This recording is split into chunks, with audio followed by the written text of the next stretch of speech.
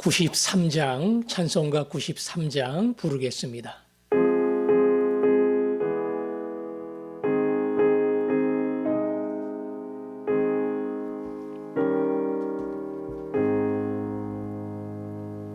예수는 나의 힘이요 내 생명 되시니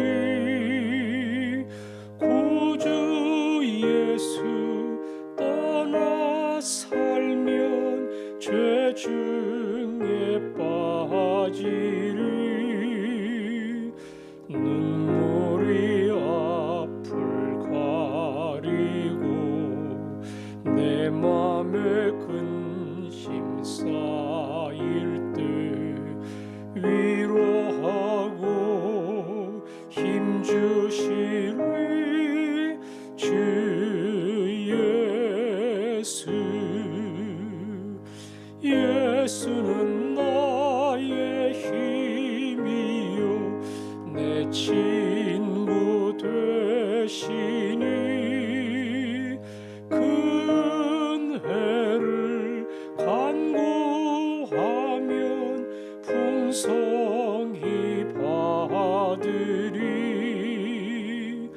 햇빛과 비를 주시니 추수할 곡식 많도다 귀한 열매 주시는 주 예수. 예수는 나의 힘이요 내 기쁨 되시니 그 명령을 준행하여 늘 충성하겠네 주야로 보호하시며 바른 길 가게 하시니 의지하고 따라가리 주 예수. 예수는 나의 힘이요 내 소망 되시니 이 세상을 떠나갈 때 곧 영생 얻으리 한없는 복을 주시고 영원한 기쁨 주시니 나의 생명 나의 기쁨 주 예수. 아멘. 코로나로부터 조금씩 자유로워지고 현장 예배의 문이 열려가고 있습니다. 하나님께서 긍휼을 베풀어 주시고 이 백성을 살리시며 교회의 대면 예배가 회복될 수 있도록 기도해 주시고요. 내일도 그러한 사모함으로 영상 예배에 참여하도록 특별히 10월 마지막 주일 감사절을 기억하고 힘들고 어려운 시기를 살아가지만 깨닫지 못했던 감사의 제목들이 우리 마음속에 일어나게 해 주옵소서. 함께 기도하겠습니다. 아버지 하나님, 참 감사합니다. 어렵고 힘든 시기를 지나오며 때로는 기운이 빠지고 답답하고 길을 찾지 못할 때가 있습니다. 그러나 어떠한 자리에 있던 그곳에 하나님이 계시며 저를 보호하심을 믿습니다. 날 위해 생명을 주신 예수님, 그분이 생명을 주셨기에 예수 안에서 부족함이 없도록 나의 필요를 채워주심을 믿습니다. 이 믿음으로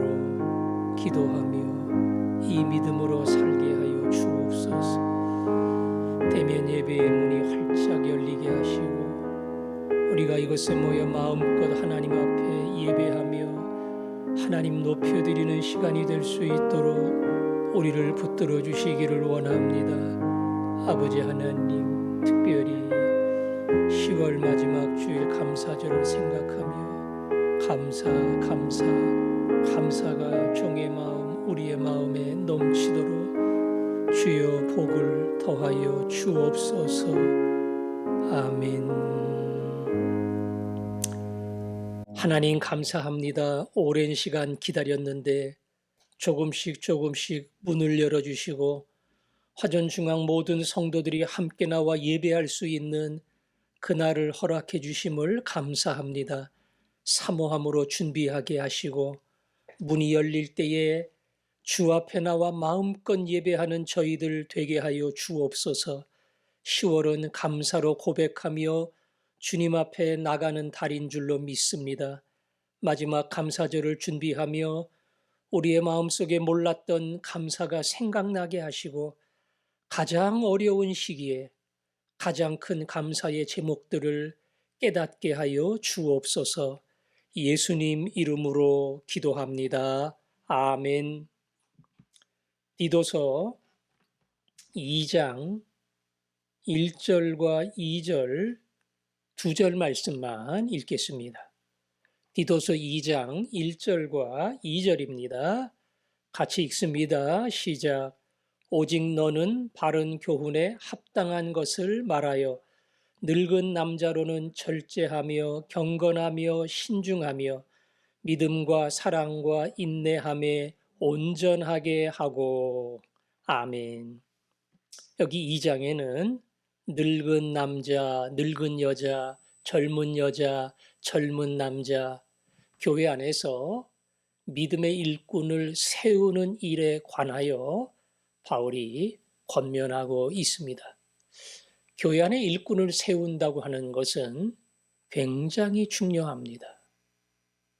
목사가 전체를 이끄는 책임의 중한 짐을 지는 것이지만 그 책임은 결코 혼자 지는 게 아니에요. 함께 짊어질 수 있는 일꾼들이 준비되어 있을 때에 건강한 교회가 될 수 있습니다. 거꾸로 목사는 탁월하고 능력 있고 설교 잘하고 대단한데 일꾼들을 전혀 키우지 않았다. 그 교회는 사실 병든 교회입니다. 드러나지 않아서 그렇지 언젠가는 무너질 수 있는 교회예요. 그래서 여기 디도서 2장에서는 교회의 일꾼을 세우는 일에 관하여 조언을 줍니다. 사실 이것은 디도뿐 아니라 디모데 전서에서도 나왔던 거지요. 장로를 세우되 집사를 세우되 이러이러한 사람을 세워야 된다. 어떤 사람들이 교회의 일꾼이 되어야 하느냐. 이것을 거기서도 강조했습니다. 사회에서 보듯이 아무리 정치를 변화시키려고 해도 내 밑에 보좌관이나 내가 세운 든든한 일꾼이 문제를 일으키고 돈 때문에 넘어지면 정치 개혁은 실패하는 거예요. 그래서 일꾼을 제대로 세우고 그리고 제대로 키운다고 하는 것이 참으로 중요합니다. 디도에게 그 사실을 강조합니다. 그래서 오직 그랬죠. 오직 이거 참 중요하다. 너는 바른 교훈에 합당한 것을 말하여. 일꾼을 선택하고 세우는 일에 있어서 너는 바른 교훈을 가지고 합당하게 말하고 그리고 그들을 세우며 만들어야 한다. 아마 이 말씀의 뜻은 바른 교훈, 합당한 다 무슨 뜻입니까? 성경 말씀대로 진정한 그리스도의 제자를 만들어야 된다. 그런 뜻이죠. 교인들 비유를 마치거나 아니면 목사를 따라오는 제자로 만드는 게 아니라 진정한 그리스도의 제자가 되어 그리스도의 말씀을 따라가는 그리스도의 사람으로 키워내는 것. 이게 바른 말씀으로 키우는 거예요. 그리고 정말 합당한 제자로 만드는 겁니다. 그런 중심을 가지고 일꾼들을 세워야 한다는 거지요. 제일 처음에는 늙은 남자에 대한 이야기가 나옵니다. 늙은 남자를 장로로도 볼 수 있겠지만 디모데 전서의 장로는 이렇게 나온 거 보면 늙은 남자는 전반적으로 교회에서 연배가 있고 신앙생활이 오래된 그러한 나이가 있는 사람들을 가리킨다. 이렇게 봐도 괜찮을 것 같아요. 그 늙은 남자를 어떠한 사람으로 세워야 하는가? 여기 보니까 절제하며 그랬지요. 절제하며. 절제라는 것은 말 그대로 자제할 줄 아는 거죠. 내가 원하는 대로 다 쓰고 찌꺼기를 하나님께 드리는 이건 절제하는 거 아니지요? 시간 다 사용하고 남는 시간 하나님께 드리는 이건 절제하는 거 아니죠? 건강을 나를 위해 내가 할 일, 내가 놀 일 다 쓰고 나중에 조금 남아있으면 주님을 위해 일해야지. 이건 절제하는 거 아니죠? 절제는 주님을 위해 내가 좋아하고 내가 즐기고 내가 투자했던 거 이거를 잘 다듬어서 주를 위해 드릴 수 있는 것 이게 절제입니다. 나이가 들면서 절제하는 삶. 나를 위한 인생이 아니라 주님을 위해서 살아가는 삶을 자꾸 연습하도록 해야 한다. 두 번째는 경건하며 그랬죠. 경건은 항상 예수님을 닮는 게 경건이에요. 그래서 이 경건의 대표적인 훈련이 말씀과 기도잖아요. 새벽 기도회도 우리가 짧게 통성 기도하고 말씀을 나눕니다. 그것은 이 말씀과 기도야말로 경건의 가장 기본적인 훈련이기 때문에 그래요. 더더욱 새벽 기도회이기 때문에 기도의 순서가 마치고 자기 개인의 기도, 중보의 기도를 가져야 이 주님 앞에서 더 예수를 닮는 마음으로 변화될 수가 있어요. 이 경건의 훈련을 안 하는 사람, 성경 안 보는 사람, 기도 안 하는 사람, 자연스럽게 예수님에게서 멀어질 수밖에 없습니다.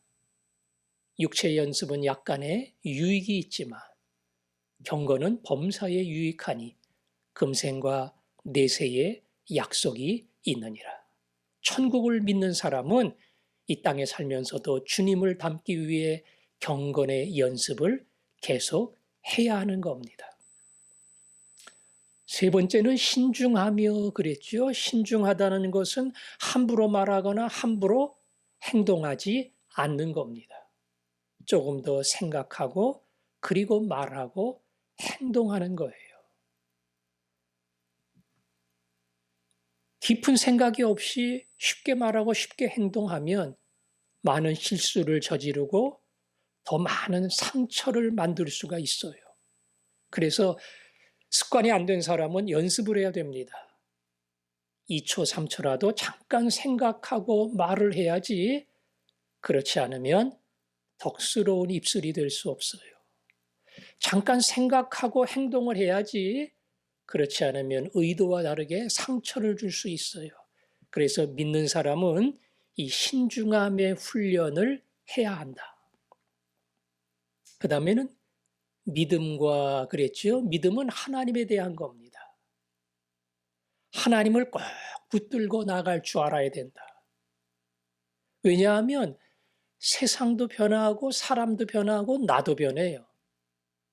그런 나한테서 뭐 자신 있는 게 있고 뭔가 내놓을 게 있다고 자신을 의지하다가는 얼마든지 넘어집니다.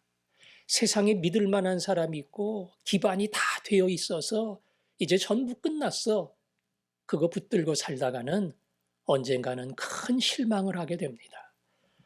세상도 사람도 나도 변하지만 반석이신 하나님, 그분을 붙들 줄 아는 사람, 늙은 남자들에게 그러한 신앙을 가르쳐야 한다. 그 다음은 사랑과 그랬죠. 사랑과. 사랑은 이웃, 그리고 주변의 사람들에게 대한 겁니다.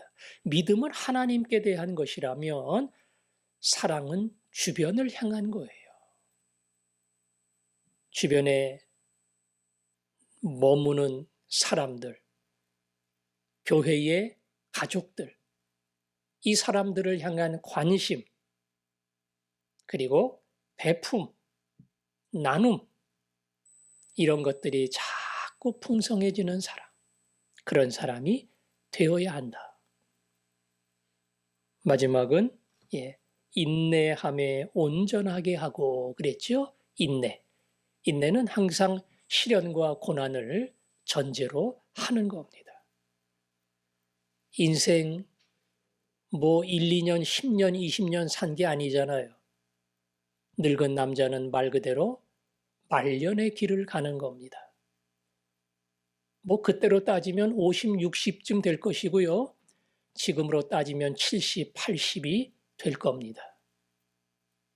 수많은 시련의 길을 겪어오면서 낭망하기도 하고 시험에 빠지기도 하고 넘어지기도 하고 신앙에 수많은 굴곡이 있었잖아요.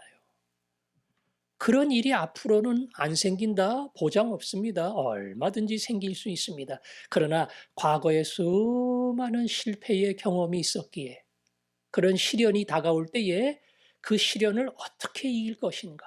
그 시련 속에서 하나님의 뜻을 어떻게 발견할 것인가?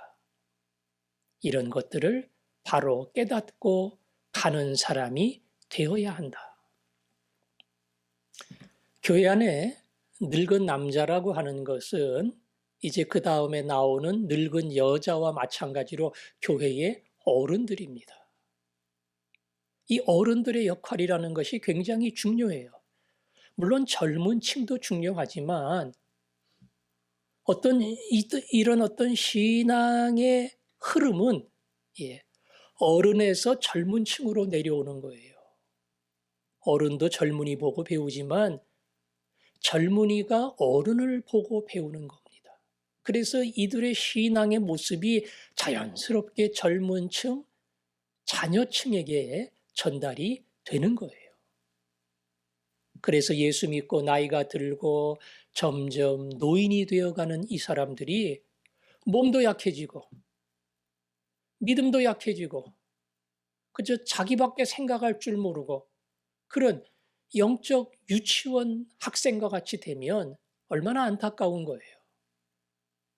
나이가 들면서 말 그대로 세상 욕심을 내려놓을 줄 아는 사람, 남을 배려하며 생각하며 말할 수 있는 사람, 오직 예수밖에 없다는 사실을 알고 붙들 줄 아는 사람, 내가 이제 세상에 얼마나 더 살겠어.